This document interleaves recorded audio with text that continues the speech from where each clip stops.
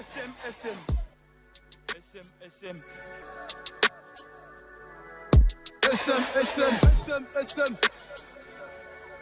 Éducation civique et morale. Ah ouais. SM, SM, SM, SM. SM, SM, SM, SM. Lotus Musique. Yekola. Yekola. SM, SM. SM, SM. Éducation civique et morale. Éducation civique et morale.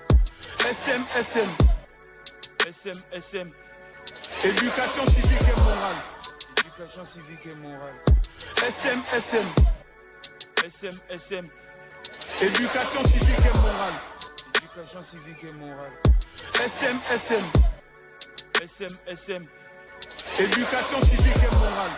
Éducation civique et morale. SM, SM. SM, SM. SM, SM. SM, SM. Éducation civique et morale. Éducation civique et morale.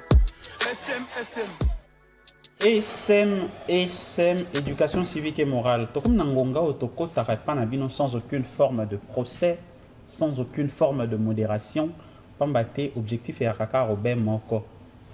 Kobongolo bizalili. Kobongolo makanisi. La responsabilité citoyenne. Alors aujourd'hui avec Edith Tchala, nous parlons d'un sujet très percutant. Pourquoi je dis percutant?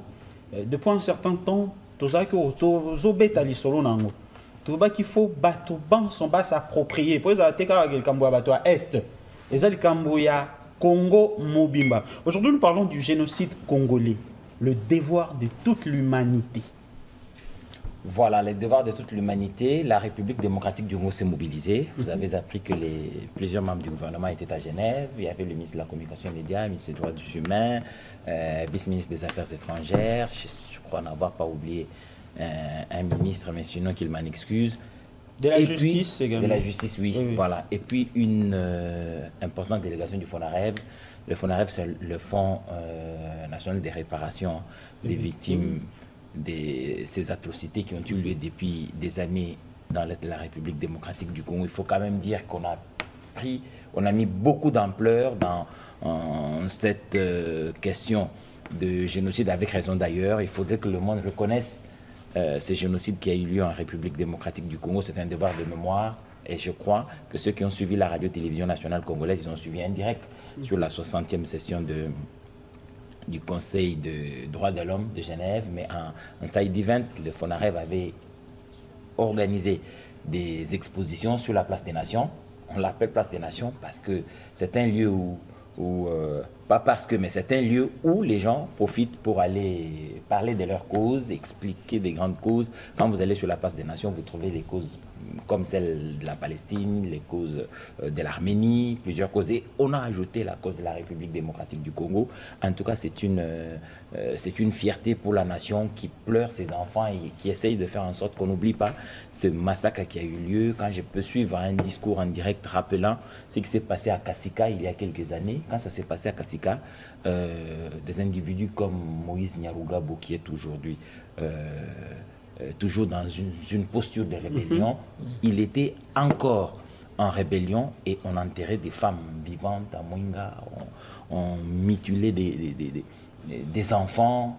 Il était à l'époque déjà chef rebelle et qu'aujourd'hui, 20 ans après, il soit toujours dans cette même posture. Je crois qu'il y a des gens que la République ne devrait pas absolument pardonner. Il faudrait que le monde reconnaisse ce génocide et ce bruit que la République démocratique du Congo est en train de faire, curieusement, fait mal au Rwanda. Vous avez suivi que le ministre des Affaires étrangères du Rwanda a pris la parole pour dire que ce que la République démocratique du Congo était en train de faire, était en train de dire sur le génocide dans l'Est de la République démocratique du Congo était une stupidité. Vous comprenez que un État a pris le loisir de s'intéresser à ce qui se passe chez son voisin et de dire que ce qui lui plaît est une stupidité. Des gens se sont mobilisés pour rappeler au monde que des morts sont tellement nombreuses et qu'il y a des coupables qu'il faudrait punir et il faudrait que le monde le sache. Eux, ils estiment que c'est une stupidité. Alors, vous comprenez que ils se sentent directement visés parce qu'ils sont acteurs, ils sont génocidaires chez nous. Il faudrait qu'ils payent pour cela. Mais vous ne pensez pas que on a l'impression que la République démocratique du Congo devient trop plaintive à l'échelle internationale? Non, pas du tout. Le fait de dire aux gens qu'on a massacré des gens chez nous avec une volonté, une visée derrière économique d'occuper des terres, je ne vous fais pas dire, mais vous devez savoir que les villageois qui avaient été déplacés à cause de la guerre, pour la plupart dans les territoires de Rutshuru, quand ils reviennent chez eux, ils ne trouvent pas de maison, ils trouvent d'autres personnes qui occupent leur maison et des gens qui occupent leur terre.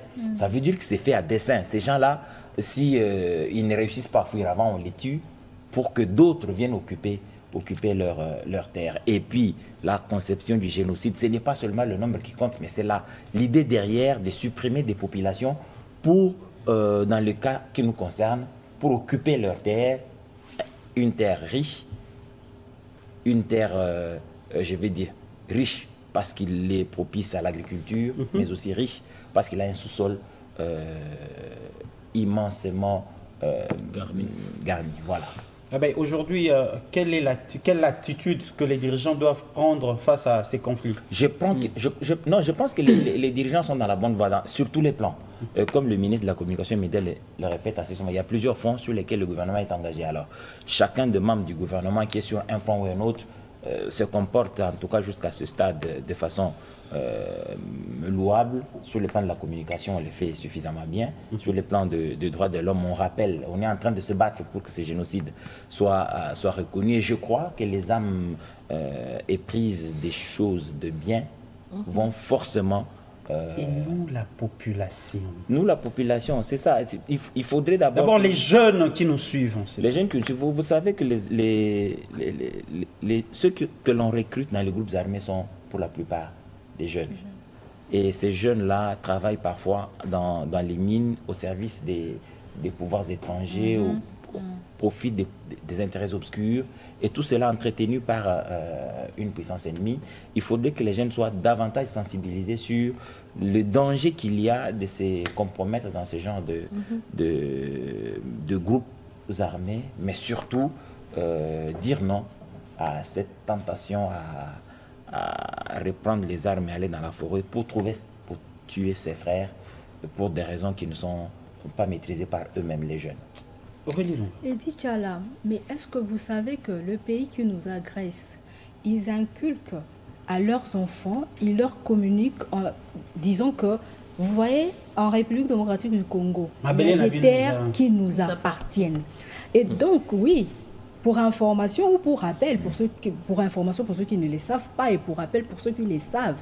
Et donc, moi, je dirais que dans nos écoles aussi, on doit inculquer à nos enfants, leur enseigner d'abord l'histoire de notre pays, leur dire qu'il y a un pays qui nous agresse et que la République démocratique du Congo, ce n'est pas seulement Kinshasa. Rutshuru nous appartient. Bunagana nous appartient. C'est Minembwe, oui, Minembwe nous appartient également. Donc, il faut vraiment inculquer ça aux enfants dès les bas âges. Et comme Yves l'avait dit au début, cette affaire, ce n'est pas seulement l'affaire des gens de l'Est. Oui, Talika Batwa STT, ça ne concerne pas seulement aussi les politiques, ça concerne la République tout entière. Et justement, moi vraiment j'insiste sur les enfants.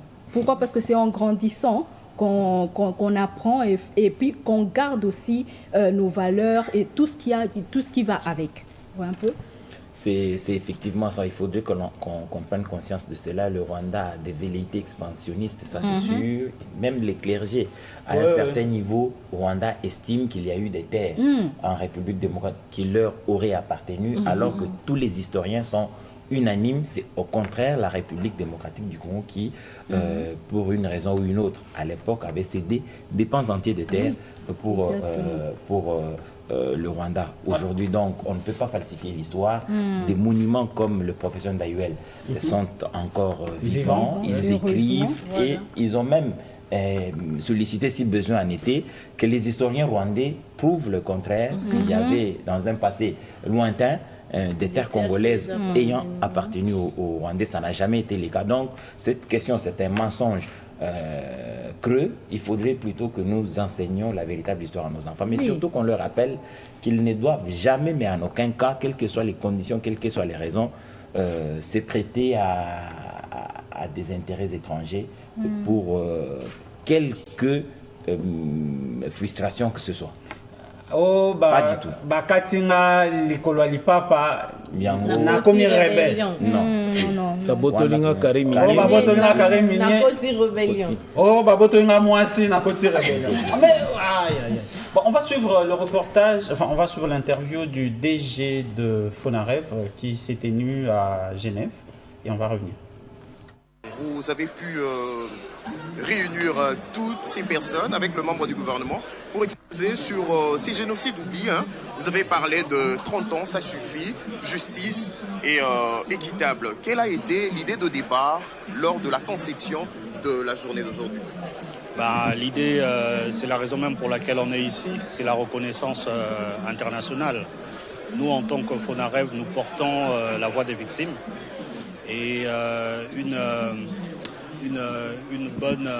bonne façon de la porter, c'est déjà de reconnaître, de dire par les vrais mots ce qui leur est arrivé, de ne pas avoir peur de sortir, de définir certains concepts. Parce qu'aujourd'hui, comme vous l'avez certainement entendu, il est clair que dans certains massacres qui ont été perpétrés sur le sol congolais, des faits de génocide ont été commis. Donc il est important, conformément à la feuille de route que nous sommes en train d'exécuter depuis le début de cette année, et aussi à la volonté exprimée par le chef de l'État, de lancer cette première partie de ce plaidoyer international pour arriver à la reconnaissance internationale. Parce que quand ces faits seront reconnus, ça sera aussi une garantie que ces choses ne se répètent plus dans notre pays. Alors, on l'a attrapé. Oui, on m'a attrapé en train de déranger. Voilà, Edi Tchala, Namon Koussé. Donc, Namon Koussé, ce que l'on retient, ce que le DG du Fonarev vient de dire tout à l'heure. Le Fonarev, c'est un côté réparation de ce qui a été fait dans le passé, mais il faudrait que ce côté réparation soit suffisamment soutenu par la communauté internationale. Et il faudrait effectivement que ce génocide soit reconnu à l'international. C'est aussi une des garanties que cela ne se reproduise plus, parce que sinon, si rien n'y fait, le génocide va continuer, il sera rampant, mais il va continuer parce que le sous-sol de ce côté-là est immensément riche. Et le Rwanda, comme il ne s'en cache plus, va trouver toujours des mécanismes pour justifier une présence ici. Et certains esprits faibles, nombreux d'ailleurs, de certains politiques congolais, à partis politiciens comme Nanga d'ailleurs, peuvent toujours se prêter à ce genre de jeu. Bayuma. Pour Bayumako, pour envoyer la mort à profusion sur les terres de la République démocratique du Congo. Donc, on retient que le plaidoyer est mené à l'international, a été mené suffisamment, et je crois qu'il se fera autant que faire se pourra le plus longtemps possible pour que le monde parvienne à admettre que ce génocide a effectivement lieu et qu'il faudrait prendre des mesures pour que cela ne se reproduise plus. Merci Edi Tchala, c'était Éducation civique et morale avec qui nous avons parlé du génocide congolais, devoir de toute l'humanité.